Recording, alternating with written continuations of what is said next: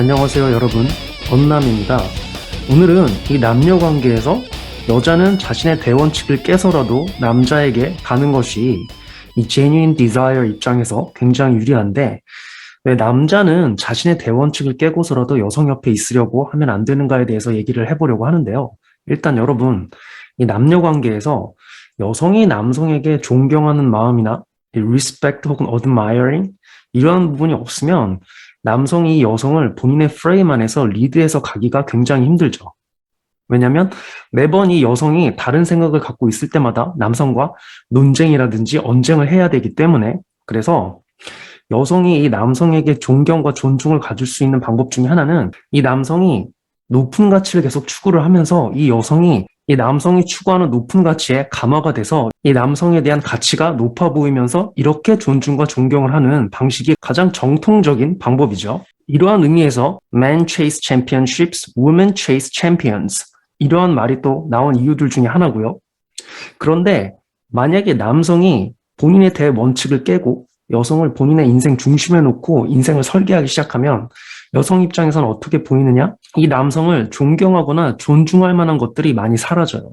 왜냐하면 이전 영상들에서도 제가 말씀을 드렸지만 여성이 어떤 남성을 존중하거나 존경을 하려면은 그 남성이 자신보다 더 높은 가치의 무언가를 갖고 있다라고 느껴야 되는데, 본인을 인생의 중심에 두고 체이스한다라면은 그 여성 자체가 이 남성의 최고의 가치가 되는 것이기 때문에 여성 입장에서는 맥시멈이 본인 정도의 가치인 그러한 부분을 쫓는 남자가 되어버리는 거죠. 그래서 대부분의 경우에는 결국에는 여성 입장에서 이 남성에 대한 어떤 마음에서 우러나오는 존중이나 존경이 사라지고 결국에는 이 남성에 대해서 느끼던 매력이 사라지는 경우가 굉장히 많아요. 그래서 이런 부분들을 제가 좀 전형적인 시나리오로 말씀을 드리면, 여성은 이 남성에 대한 genuine desire가 없는 경우에는 이런저런 핑계들이나 법칙들을 계속 들이대면서 이 남녀 관계를 반드시 본인에게 유리한 관계로, 유리한 방향으로 끌고 가려고 하죠. 이게 바로 남녀가 서로 프레임 싸움이 일어난다라는 뜻의 가장 전형적인 의미이고요.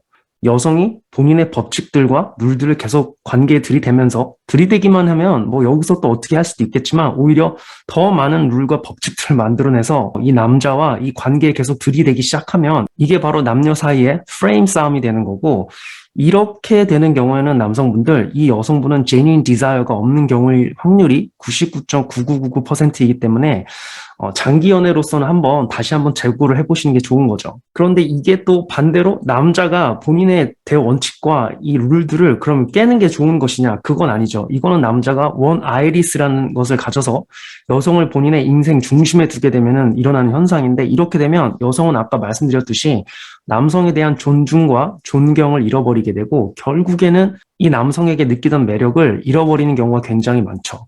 그래서 남성은 여성에게 genuine desire든지 아니면 one eye this를 느끼면 안 된다고 말씀을 드리는 거예요. 결국에는 둘 다 잘 안 되는 관계에 말로를 가져오기 때문에 이 남성이 여성에게 one eye this를 갖는 거는 아주 전형적으로 관계를 망치는 이유들 중에 하나죠. 이러한 의미에서 또 equal partnership이 혹은 gender equality 개념을 물론 진정한 의미에서가 아니라 현재 극단적인 페미니스트들이 말하는 gender equality, equal partnership을 남녀 관계에 도입을 하면 남녀 관계가 제대로 이루어지지 않을 확률이 높은 거죠. 여성들은 equal 얘기를 하면서 결국 그렇게 해주면 이 남성에 대한 매력을 잃고 이 관계를 떠나가게 되는 결과가 오게 되는 거죠.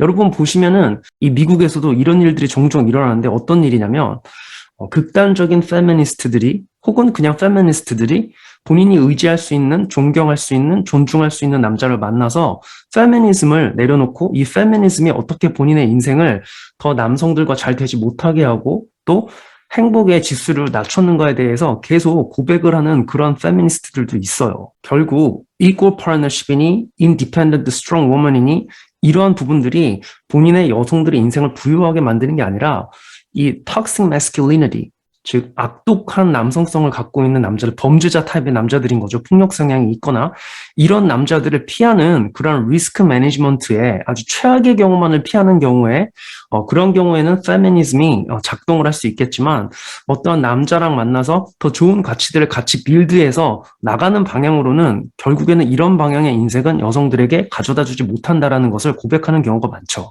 또 이런 의미에서 저도 여러 번 이 레드필이라는 것을 너무 맹신하거나 이 부분에 너무 극단적으로 빠지셔서 여혐으로 간다라든가 이런 거를 주의하라고 말씀을 드리는 게 그렇게 가게 되면은 결국에는 극단적인 페미니스트들이 말을 하는 것과 비슷한 실수들을 저지르게 되는 거죠. 뭐 이건 여담이었고요. 그래서 제가 지금까지 말씀드린 이유로 여성은 본인의 대원칙이나 룰들을 깨서라도 그 남성의 프레임 안에 들어가는 게 이 남녀 관계가 어떻게 될까를 생각해 볼 때 이 남성이 남성성이 있다라면은 굉장히 긍정적인 신호이지만 이 남성이 본인의 대원칙과 룰들을 깨면서까지 여성의 프레임 안에 들어가게 되는 그러한 일이 벌어지게 된다라면은 결국에는 이 남녀 관계는 끝나게 될 확률이 굉장히 높아진다라는 것을 여러분들께 말씀을 드리면서 그래서 남성들은 본인의 비전이나 대원칙들을 깨면서까지 여성과 있으려고 하는 것 자체가 결국에는 이 여성을 멀어지게 만든다라는 것을 여러분들께 이야기를 드리면서 또 오늘 영상을 마무리하겠습니다. 더 높은 수준의 영상, 적어도 비슷한 퀄리티의 영상으로 여러분을 찾아뵙겠습니다. 감사합니다.